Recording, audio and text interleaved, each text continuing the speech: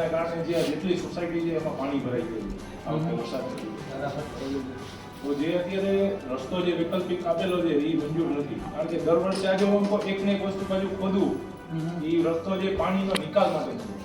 વર્ષો જૂનું ત્યાં કેનાલ છે કે જે બંધ કરીને રેલવે વાળા કાંઠે આખું જે રોડ બનાવ્યો છે એ રસ્તો કોઈ પાણીનો નિકાલ થવાનો નથી.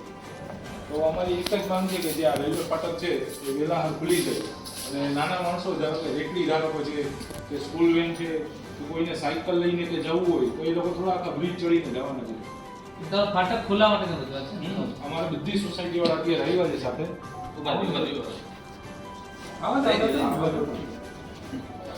પોરબંદરના ઉદ્યોગનગર વિસ્તારનું રેલવે ફાટક બંધ કરી વૈકલ્પિક રસ્તો બનાવાયો હતો, પરંતુ વરસાદી પાણીના નિકાલ માટે આ નવો રસ્તો ખોદી નખાયો હોવાથી આ વિસ્તારની સોસાયટીઓના 30,000થી વધુ લોકોને દરરોજ 3 કિલોમીટરના ધક્કા થાય છે. આથી મોટી સંખ્યામાં સ્થાનિકોએ એકત્ર થઈ ફાટક ખાતે સૂત્રોચ્ચાર કરી કલેક્ટરને આવેદન પાઠવી 7 દિવસની મુદત આપી છે.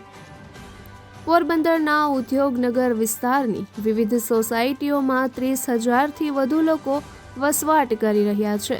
તેઓના પસાર થવાના મુખ્ય માર્ગ પર આવેલ ફાટક રેલવે વિભાગે બંધ કરી વૈકલ્પિક રસ્તો બનાવી આપ્યો હતો, પરંતુ વરસાદી પાણીના નિકાલના કોઈ પણ આયોજન વગર બનાવાયેલ રસ્તો 1 માસમાં જ ફરી વરસાદી પાણીના નિકાલ માટે તોડવો પડ્યો છે.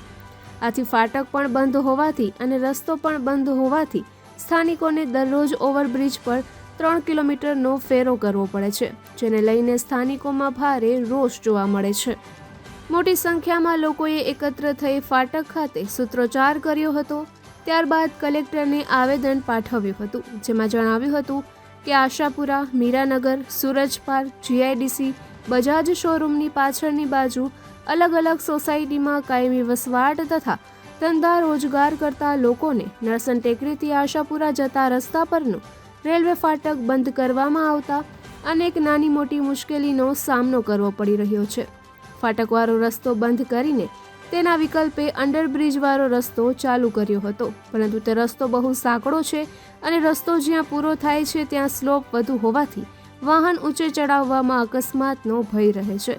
તેમજ સ્પીડમાં ચડાવે તો ઉપર સામેથી આવતા વાહનો સાથે અકસ્માત થવાની પણ શક્યતા રહે છે અને આવા અકસ્માતો થાય પણ છે. અને રસ્તા પર વાહન ચડાવ્યા બાદ પણ રોંગ સાઈડ હોવાથી અકસ્માત સર્જાય છે. અને ચોમાસામાં ખૂબ જ કાદવ કીચડ અને તે રસ્તા પર પાણી ફરી વળતું હોવાથી હાલ પાણીના નિકાલ માટે નાળું કર્યું હોવાથી તે અંડરબ્રિજવાળો રસ્તો પણ બંધ કરાયો છે. આથી લોકોને ઓવરબ્રિજ ઉપર થઈ રોકડિયા હનુમાન મંદિર તરફના રસ્તે ફરવા જવું પડતું હોવાથી આવજાવ કરવામાં ખૂબ જ મુશ્કેલી પડી રહી છે, જેથી વર્ષો જૂનો રેલવે ક્રોસિંગવાળો રસ્તો સત્વરે ચાલુ કરવો જોઈએ. સ્થાનિકોએ જણાવ્યું હતું કે આ મામલે રાજકીય આગેવાનો અને નેતાઓને રજૂઆત કરી હોવા છતાં પણ કેન્દ્ર સરકારનો મામલો છે તેમ જણાવી નેતાઓએ હાથ ઊંચા કરી દીધા છે. બીજી તરફ કોંગ્રેસે એક વખત રસ્તા રોકો આંદોલન કરવા છતાં હજુ સુધી પ્રશ્નનું નિરાકરણ આવ્યું નથી.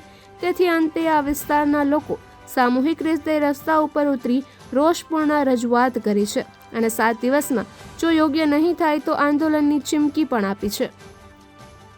નિપુલ પોપટ, પોરબંદર ટાઈમ્સ. આજરોજ અમારી પાસે નરસંગ ટેકરી પાછળના વિસ્તારમાં રહેતા લોકોના પ્રતિનિધિઓ આવ્યા હતા, જેમણે રેલવે ફાટક બંધ થયું છે પુનઃ ચાલુ કરવા માટે, ખાસ કરીને ધંધા રોજગાર અને શાળા માટે. તો આ બાબતે અમે તમામ સંબંધિત અધિકારીઓ સાથે તથા રેલવે સાથે ફરી એક બેઠક કરીશું. એમના બીજા પણ પાણીના નિકાલના પ્રશ્નો છે, પછી જે વૈકલ્પિક રસ્તો બને છે તેમાં પણ ચડવામાં તકલીફ છે. તમામ પ્રશ્નોને સેફટી અને સલામતીના દ્રષ્ટિએ પણ ધ્યાને લઈ અને આ બાબતે કમિટી બેઠક કરશે અને એ માટે જરૂરી પડશે તો લોકોના પ્રશ્નોનો હકારાત્મક નિકાલ કરવામાં આવશે. કમિટી રોડ સેફટીની કમિટી તો છે જ, એ સિવાય આ મુદ્દાને લગતી અધિકારી જે છે એને કમિટી બનાવશે અને એ રીતે ચર્ચા કરીને સ્થળ નિરીક્ષણ કરીને યોગ્ય નિર્ણય લેવામાં આવશે. પ્રજાને એના આંદોલન લોકશાહી ઢબે કરવાનો અધિકાર છે. આ બાબતે અમે શક્ય તેટલું વહેલો નિર્ણય કરીશું, પણ એના માટે 7 દિવસમાં જ નિર્ણય થઈ શકે એવું હાલના તબક્કે ના કહી શકું. મારું નામ અલ્પા ઠકરાર છે. હું દીપનગર વિસ્તારમાંથી આવું છું અત્યારે, અને અત્યારે હાલ અમારા રોજિંદા જીવનમાં ખૂબ જ ઘણો ફરક પડ્યો છે ફાટક બંધ કરવાથી. એમ કે અમારા બાળકોની વેન હોય કે રિક્ષાઓ હોય એ લોકો બધાએ ભાડા વધારી દીધા છે, રિક્ષાવાળાઓએ ભાડા વધારી દીધા છે. અહીંયા 80% પરિવાર છે એ સામાન્ય પરિસ્થિતિ ધરાવે છે, બધા પાસે વાહનો નથી અને એ બાજુના પાછળ દીપનગર વિસ્તારને પુલ ઉપરથી ચડીને હાલવું પડે છે, જે અમારા લેડીઝ લોકો માટે ખાસ કરીને સેફ નથી. ઇવન કે આ રબારી કેળો જે અમને કરી આપ્યો છે રસ્તો હાલવા માટે, એ વિસ્તાર બી અમારા લોકો માટે સેફ નથી.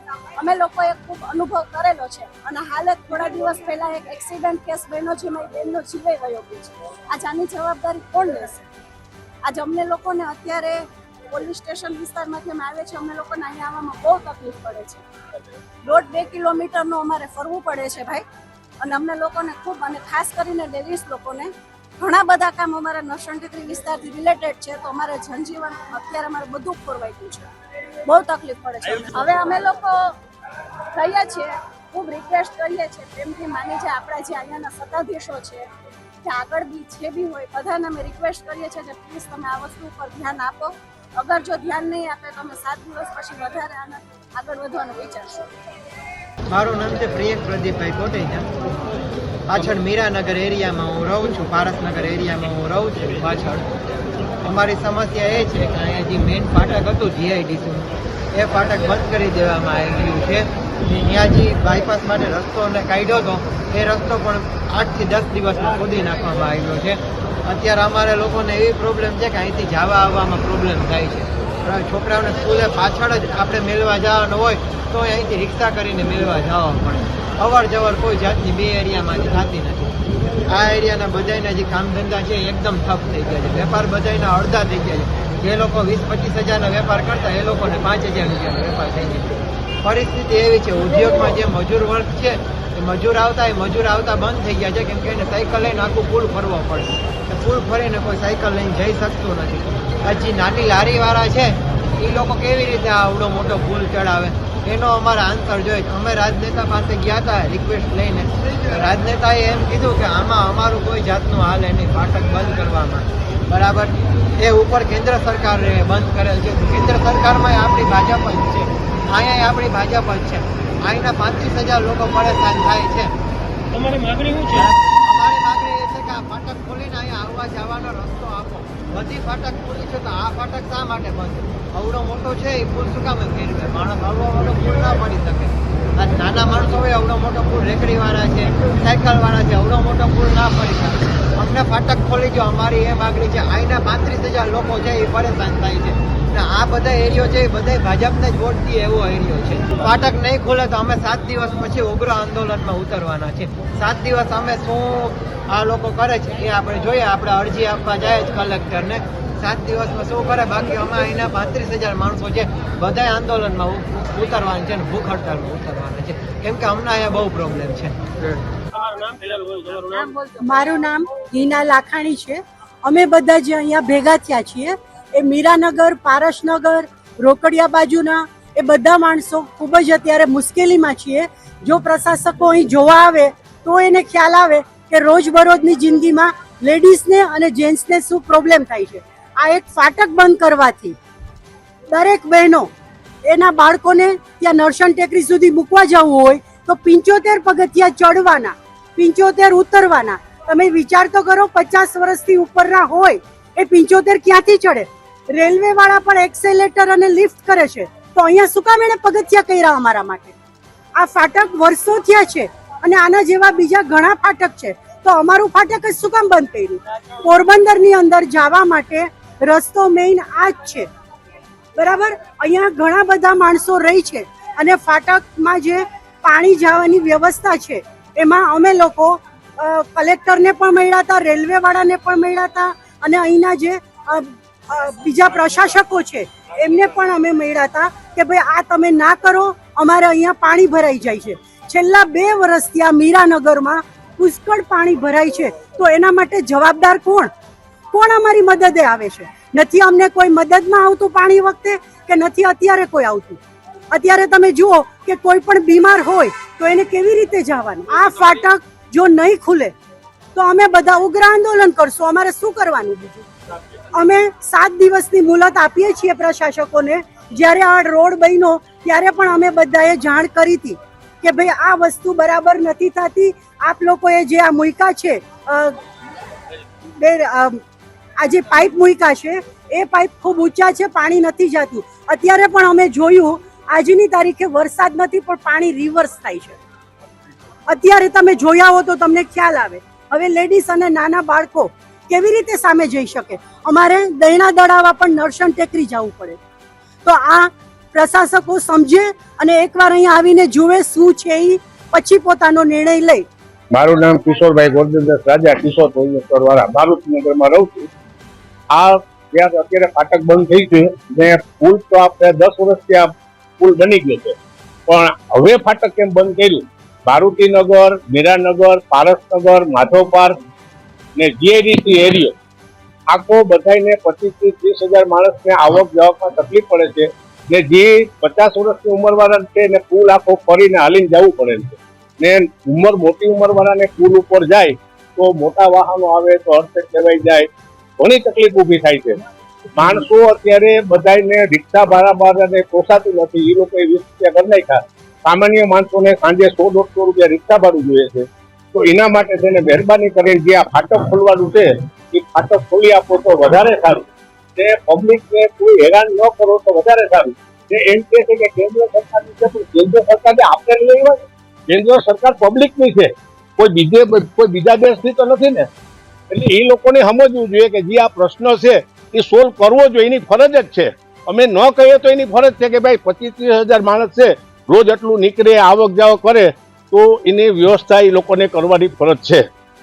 કોઈ બી કહે કે કેન્દ્ર સરકારનું ના હાલે, કોઈ બી વાત કરે કેન્દ્ર સરકાર ઊંચું છે, એના નિયમ હોય એ મુજબ જ રહે. એમ અધિકારીઓ કોઈને બધા વાતો કરે પબ્લિકની. અમે ક્યાંય રજૂઆત નથી કરી, પણ કેન્દ્ર સરકાર છે એમ વાત કરે કે કેન્દ્ર સરકારના જે નિયમ હોય ને રેલવે વાળા પાસે નિયમ ના હાલે આપણું. એમ હા, અમે રજૂઆત. મારું નામ પ્રફુલ્લાબેન મોઢા છે, અમે મીરાનગર 1 માં રહીએ છીએ. અત્યારે આ ફાટક બંધ થયું છે ત્યારથી બહુ જ તકલીફ છે બધાને નીકળવાની. અમારા હસબન્ડ બધા બિઝનેસ બધાને ગામમાં છે, દુકાનો વાળા છે, તો એને 4 વખત આવજાવ થાય છે, તો રોજ ફરી ફરીને બહુ તકલીફ પડે છે જવા આવવામાં. અને દરેક અમારે બસ બધી નરસણ ટેકરીથી જ લાગુ પડે છે, તો અમારે બહારગામ જવું હોય તો એ બહુ જ પ્રોબ્લેમ થાય છે. અને આ જે રસ્તો તમે જે આપ્યો છે અત્યારે ઓપ્શનમાં, એ અમારી જે પાણી જતું હતું મીરાનગરનું જે પાણીનો નિકાસ હતો એ બંધ કરી અને એની ઉપર રસ્તો કરેલો છે, એટલે બહુ જ પાણી ભરાય છે. અમારે બધાને ઘરમાં ગોઠણે પાણી ભરાઈ ગયા હતા, 2 વર્ષથી પાણી ભરાય છે. તો એ ઓપ્શન અમારે જોતો જ નથી, અમારે ફાટક ખોલો એ જ ઓપ્શન જોઈએ છે. ફાટક અમારે ખોલી નાખો ગમે એમ કરીને. 4 વ્હીલ ને 2 વ્હીલર નીકળવા જ જોઈએ, બધા રસ્તામાં બધા નીકળી જવા જોઈએ. અમારે કેન્દ્ર સરકાર સુધી, આપણા સીએમ સુધી બધે આ વાત પહોંચાડો મીડિયા વાળા. અમે બહુ બધા હેરાન છે, બને ત્યાં સુધી ઉપર સુધી વાત પહોંચાડો. રેલવે વાળાને કયો, નકર અમે રેલ લોકો આંદોલન કરશું. બધા 500,000 જેટલા માણસો, અમારે ઓછામાં ઓછા 25-30 હજાર માણસો હેરાન છે, તો અમે બધા ભેગા થઈને રેલ રોકો આંદોલન કરશું. એ તમારી જવાબદારી રહે, કેન્દ્રની રહેશે અને મીડિયા વાળાને કહેજો કે આની રેલવે વાળાની રહેશે.